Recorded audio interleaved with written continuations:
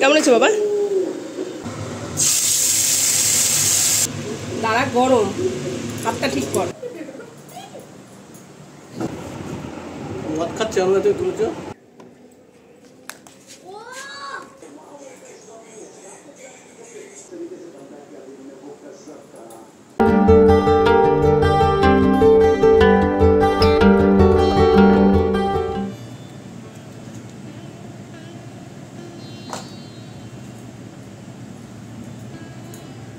Hello friend, good morning, welcome back to my channel Swapnapuran blog. আমি হাজির হয়ে গেছি তোমাদের সামনে আমার একগুচ্ছ স্বপ্নপূরণের স্বপ্ন নিয়ে। তোমরা সবাই কেমন আছো? আশা করছি ভালো আছো, আমরাও বিন্দাস আছি। তো আজকে হচ্ছে রবিবার, হ্যাপি সানডে তোমাদের সবাইকে। আর এখন ঘড়িতে ওই 11:30 কাছাকাছি বেজে গেছে।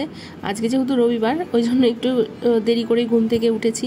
একবার উঠেছি সকালে 8টা 8:30 দিকে, তারপরে আবার ঘুমিয়ে পড়েছি, দিয়ে অনেকটা বেলা করেই উঠেছি। উঠে তারপরে বাসি কাজ সেরে তারপরে হচ্ছে স্নান করে নিয়েছি। স্নান করে এই যে পুজো দিয়ে নিয়েছি। কি বলতো, সকালবেলা স্নান করে পুজোটা দিয়ে নিলে না অনেকটা কাজ মনে হয় যেন এগিয়ে থাকে। তাই জন্য চেষ্টা করি রোজই যাতে সকালে স্নান করে পুজোটা দিয়ে দিতে পারি। কিন্তু সোনার স্কুল থাকলে না সেটা আর হয় না, কারণ সকালের দিকে রান্না বান্নায় ঢুকে যেতে হয়।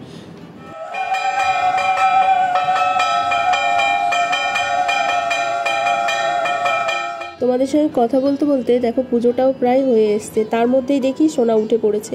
তারপরে যে সোনা ভিডিও করে দিল, উঠেই বলছে, মা তুমি কিছু বানিয়েছো, আমার না খিদে পেয়েছে। আমি বলছি, তুই না এক্ষুনি ঘুম থেকে উঠলি, তুই কি ঘুমিয়ে ঘুমিয়ে ভেবেছিস যে খিদে পেয়েছে উঠে খাবো? তো যাই হোক, যেহেতু অনেকটা বেলা করে উঠেছি, তো সেই জন্য ভাবলাম যে সকালে আর কি বানাবো, একেবারে ভাত বসিয়ে দিই, ভাতই খাবে। তো চন্দনও এখনও ওঠেনি ঘুম থেকে। তো এখন দেখো এই যে ফ্রিজ থেকে মাছটা বের করে নিচ্ছি। সকালবেলা না ঘুম থেকে উঠেই আগে আমি মাছটা বের করি ফ্রিজ থেকে, মাছ রান্না করার থাকলে।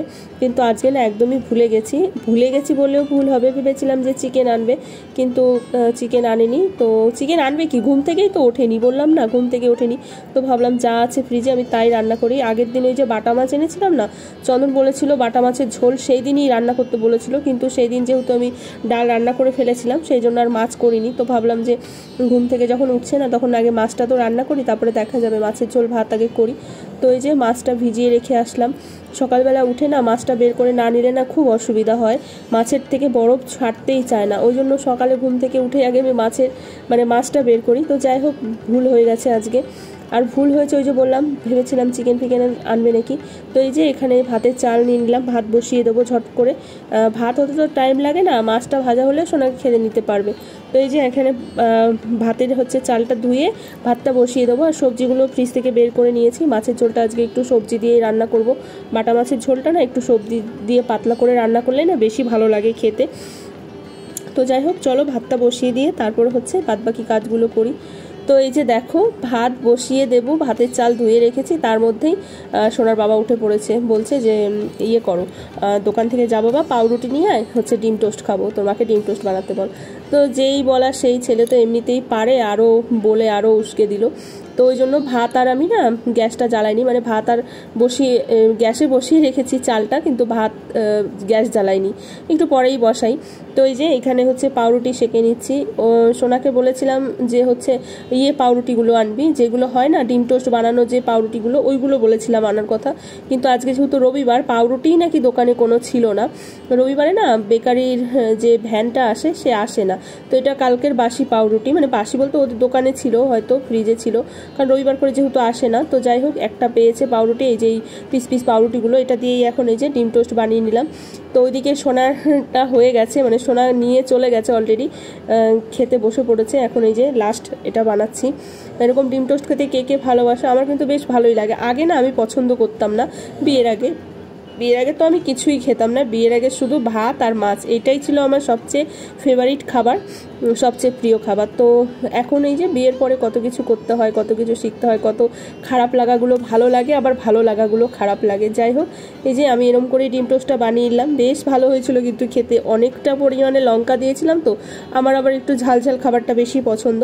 তো এই যে ডিম টোস্ট দেখো হয়ে গেছে। আর একটু না বেশ মুচমুচে করে নিয়েছি, মানে বেশি করে সেকেছি পাউরুটিগুলো, ওই জন্য না বেশ টোস্ট টাইপের হয়ে গেছিলো, মানে টোস্ট বিস্কিটের মতো।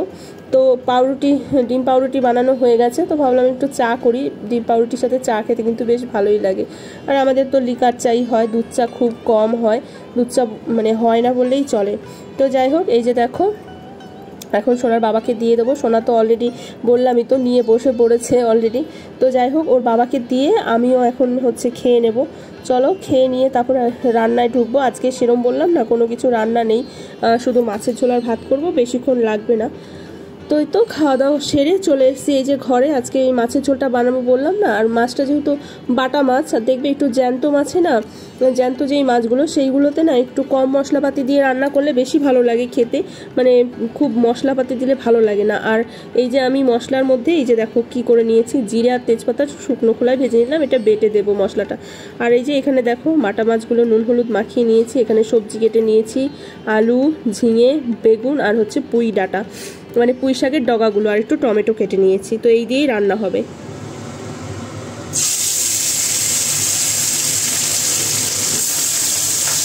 দেখো কড়াইতে তেল দিয়ে দিয়েছি, তেলটা বেশ ভালো করে কিন্তু গরম করতে হবে। এই যে জ্যান্ত মাছের কিন্তু এই একটা খুব রোগ জানো তো, এই জ্যান্ত মাছে যত ভালো করে তেল গরম করবে মানে তত ভালো, না হলে না মাছগুলো লেগে লেগে যায়, একদম চামড়া ফামড়া সব উঠে যায়, তখন না ভালো লাগে না, ভেঙে চুরে যায়। তো সেই জন্য সবসময় জ্যান্ত মাছগুলো ভাজার আগে বাটা মাছ বলো, চারাপোনা বলো, এগুলো সবসময় না করে নিতে হয়, খুব ভালো করে তেল গরম করে নিতে হয়। দেখো আমার একটা মাছও একটু ভাঙেনি, আর মাছের সাইজগুলো না বেশ বড় বড় কিন্তু বাটা মাছের সাইজগুলো। তো এই যে দেখো এখানে আমি হচ্ছে ঝিঙে, আলু, পটল, আজকে আর তোমাদের সঙ্গে সেভাবে রান্নাটা শেয়ার করলাম না।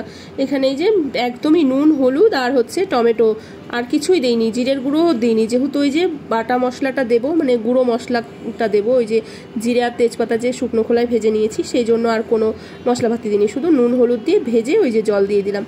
এই তরকারিটা তোমরা একবার করে দেখে খেতে পারো, দারুণ লাগে, একদমই মশলাপাতি পড়ে না, তবুও এত টেস্ট হয়, এত অসাধারণ হয় তরকারিটা খেতে, ভীষণ ভালো লাগে। তো ওইদিকে তরকারিতে আমি জল দিয়ে এখন ভাবলাম যে বাসনগুলো মেজে নিই। আজকে খাওয়ার পরে আর বাসনগুলো মাজা হয়নি, মানে সকালে যে ব্রেকফাস্ট করেছিলাম, সকালে না তো সেই আমাদের ব্রেকফাস্ট করতে করতে আজকে সে 12:30 বেজে গেছিলো। তো ভাবলাম যে বাসনগুলো এই ফাঁকে মেজে নিই, না হলে আবার কড়াই ফড়াই হবে, তখন আরও অসুবিধা হবে। আর যেহেতু সিঙ্কের মধ্যে না একসাথে অনেকগুলো বাসন জমে গেলে খুব অসুবিধা হয় মাজতে, সেই জন্য আমি সবসময় চেষ্টা করি যে একটা যখন বাসন পড়ে তখনই সঙ্গে সঙ্গে মেজে নিতে, কিন্তু এখন দেখো কতগুলো বাসন হয়ে গেছে। তো এই তো বাসন মাজা কমপ্লিট হয়ে গেছে। আর হচ্ছে এই যে দেখো মাছের ঝোলটা, মানে আলু আর সবজিগুলো আর কি সেদ্ধ হয়ে গেছে, মানে বেগুন আর ঝিঙে তো ওই মশলা মানে ভাজতে ভাজতেই সেদ্ধ হয়ে গেছে, আর আলুটা সেদ্ধ হওয়া বাকি ছিল, সেদ্ধ হয়ে গেছে। এই যে দেখো সব মাছগুলো দিয়ে দেবো। তো সোনা বললো 1 পিস মাছ ভাজা খাবে, সেই জন্য সোনার জন্য আবার 1 পিস মাছ রেখে দিলাম। মাছগুলো বেশ সুন্দর করে ভেজেছি, কড়া কড়া করেই ভেজেছি। বাটা মাছ একটু কড়া করে না ভাজলে না ভালো লাগে না, কেমন না হলে একদম গলে গলে যায়, গলে গলে বলতে মানে নেতিয়ে যায়, আর নেতিয়ে গেলে মাছ আমার ভালো লাগে না খেতে একদমই। আর এই যে দেখো সেই মশলাটা, মানে জিরে আর হচ্ছে তেজপাতাটা, দেখো আমার শিলনোড়াটা কত ছোট, কত কিউট, তাই না? এটা আমার মানে সংসার পাতার, নতুন সংসার পাতার পর আর কি প্রথম যে শিলনোড়া, সেটা আমার আরেকটা বড় শিলনোড়া আছে জানো তো, 2টো শিলনোড়া আমার। তো এইটা ছোটটা, তো এটাতেই বাটি, যখন অল্প একদম মশলা থাকে তখন এই শিলনোড়াটাতেই বাটি। তো এই যে মাছের ঝোল দেখো একদম ফুটে রেডি হয়ে গেছে, কি সুন্দর যে গন্ধ বেরিয়েছে বন্ধুরা, গন্ধ বলে বলবো, মানে খুব সুন্দর একটা স্মেল বেরিয়েছে। সোনা তো বলছে যে মা আমার তো মনে হচ্ছে এখনই আমি খেয়ে নিই। তো এই যে দেখো মাছটা ভাজা রেখেছিলাম, বললো মা মাছ ভাজা খাবো না, তুমি দিয়ে দাও, আমি 2 পিস মাছ ঝোলেরই খাবো। তো এই তো মাছ দিয়ে দিলাম। দেখো তরকারির কালারটা দেখো কি সুন্দর এসছে, যেহেতু টমেটো দিয়েছি না ওই জন্য এত সুন্দর। ওই দেখো বললাম না, ঠিক হাত বাড়িয়ে দিয়েছে, বলে দাও আমাকে, আমি টেস্ট করবো। ওই গরম তরকারিটা দেখো, তো গরম তরকারিটাই খাবে ও, পুরো আমার মতো হয়েছে। আমার ছোটোবেলাটা, ওকে যখন মানে ও যখন এই দুষ্টুমিগুলো করে না, তখন আমার ছোটোবেলাটার কথা মনে পড়ে। আমিও না এই রকম করতাম, মা রান্না করলে কাছে গিয়ে। আমার মা, আমি মনে হয় না বিয়ের আগে কোনো দিনও মানে তরকারি ঢালার পরে সেই তরকারি দিয়ে আমি ভাত খেয়েছি, মানে মায়ের কড়াইতে তরকারি টকবগিয়ে ফুটছে, ভাতের থালা নিয়ে মায়ের কড়াই থেকে তরকারি নিতাম, সেই অবস্থায় খেতাম। যাই হোক রান্না একদম রেডি।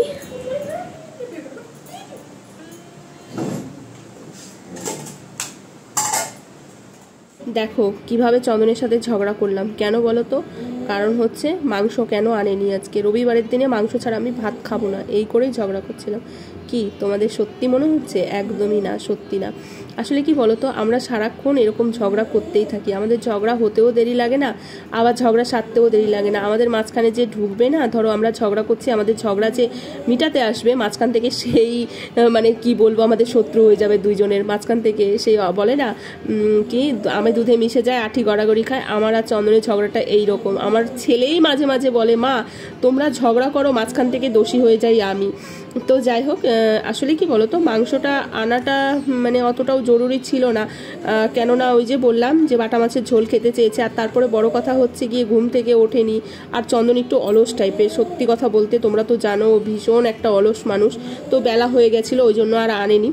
তো যাই হোক, যা হয়েছে তাই দিয়ে খাওয়া দাওয়া করেছি। খাওয়া দাওয়া করে তারপরে এই যে দেখো রান্নাঘর পরিষ্কার করে নিয়েছি। আসলে আজকে না ওই রান্নাটা করেই না লাইভে এসেছিলাম ইউটিউব থেকে, যেহেতু কালকে তোমাদের কোনো ভিডিও আমি পোস্ট করিনি, তো ভাবলাম যে একটু লাইভে এসে তোমাদের সঙ্গে কথা বলি দুটো। তো সেই জন্য না রান্না করেই চলে গেছিলাম লাইভে, আর হচ্ছে রান্নাঘর পরিষ্কার করা হয়নি। তো এই যে খেয়ে দিয়ে উঠে পুরো রান্নাঘর পরিষ্কার করে কড়াই টড়াই মেজে রান্নাঘরে একদম গোছগাছ করে তারপরে এই যে চলে আসলাম শুতে।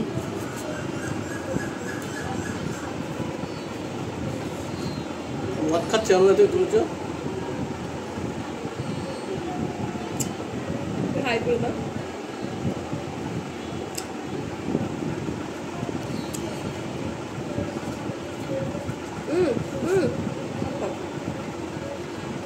আটকাও, আমি এক হাতে কেমন করে আটকাবো? নাও, দেখেছো, তবু আটকাবে না, শয়তান লোক কোথাকার। তো বন্ধুরা দেখতে পেলে খাওয়ার সময় কিন্তু দিব্যি ঝগড়া করলাম, খাওয়া যেই হয়ে গেছে সেই দুজনেই ভুলে গেছি যে ঝগড়া করেছি। তো এই যে চলে এসেছি মা ছেলে মিলে ছাদে, মানে ভিডিও করতে, রিলস করতে।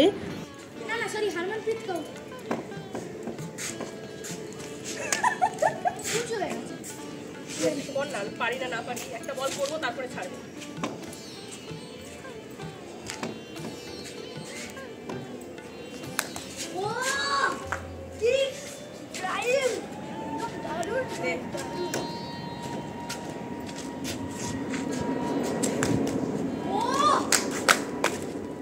তো প্রথমে সোনা কিছুক্ষণ ব্যাট করলো, তারপরে সোনার বাবা এসে গেছে, ওর বাবাও করলো, তারপরে সোনা জোর করলো, মা তুমি দুটো ব্যাট করো না, মা তুমি দুটো ব্যাট করো। তো করলাম, বেশ ভালো লাগলো, অনেক দিন পর এরকম ব্যাট করলাম। ছোটোবেলায় কিন্তু আমি প্রচুর ব্যাট বল খেলতাম, তো বেশ ভালোই লাগলো সোনার সাথে খেলে, ছোটোবেলাটা ফিরে পেলাম আবার 1 ঘন্টার জন্য। তো এই যে ঘরে এসে দেখো কত উৎপাত, লাইভে এসেছিলাম একটুখানি, সোনা তারপরে হচ্ছে সন্ধে টন্ধে দিয়েছে সোনাই, আর তারপরে ওরা কি উৎপাত করে রেখেছে, চিড়ে দই কি সব খেয়েছে, বোতলগুলো সব ফাঁকা করে রেখেছে। তো এই যে ড্রেস চেঞ্জ করে তারপরে এই যে দেখো সব কাজে আবার লেগে পড়েছি। কি করব বলো বন্ধুরা, মানে আমার ছেলে আর বর যা উৎপাত করে সারাদিন, কি বলবো, ওদের ছুটি আছে রবিবারে কিন্তু আমার কোনো ছুটি নেই। এই যে আমার বরটা বসে বসে টিভি দেখছে, ও চাইলে পারতো না বোতলগুলো ভরে রাখতে, যে আমার বউটা তো সারাদিন কাজ করে। তো যাই হোক, এই যে এখানে আবার এক গাদা জামা কাপড় নিয়ে চলে আসলাম, একটার পর একটা কাজ, যে কি যে থাকে কাজ, যেদিন কাজ থাকে না সেদিন খুব প্রেশার পড়ে যায়, আবার যেদিন থাকে না সেদিন একদমই থাকে না। তো যাই হোক বন্ধুরা, আজকের ভিডিওটা অনেকটা বড় হয়ে গেছে। আজকের ভিডিওটা তোমাদের যদি ভালো লাগে তাহলে অনেক লাইক করো, শেয়ার করো, আর হচ্ছে চ্যানেলটিকে সাবস্ক্রাইব করে দিও। আর যারা আমার ফেসবুক পেজ থেকে দেখছো তারা কিন্তু অবশ্যই পেজটিকে ফলো করে দিও। তো চলো বন্ধুরা, ফিরে আসছি নতুন একটি ভিডিওর সাথে কালকে ঠিক 2টোর সময়। ততক্ষণে তোমরা সবাই ভালো থেকো, সুস্থ থেকো, সাবধানে থেকো। এই যে দেখো জামা কাপড়গুলো সব একদম গোছানো হয়ে গেছে। এইগুলো না মানে সেই যে বৃষ্টি হয়েছিল, মানে একটা করে শুকিয়েছে আর একটা করে রেখেছি, ভাবছি যে সবগুলো একসাথে শুকাবে তারপরে ভরবো। তো এই করে করে অনেকগুলো জামা কাপড় জমে গেছিলো। আর এই যে এখন এই যে জায়গাটা সব জায়গায় রেখে দিচ্ছি, না হলে আবার ভুলে যাব, আবার আলসি হয়ে যাবে। কি বলো তো, কাজ একবার শুরু করলে না, আমি এরকমই, একবার কাজ যখন শুরু করব তখন একদম একটানা করেই যাব, আর যখন করব না শুয়ে বসে থাকবো। আর এই দেখো এখানে এসেও সেই সারা দিন শুধু এরা এরম করে যাবে আর আমি গুছিয়ে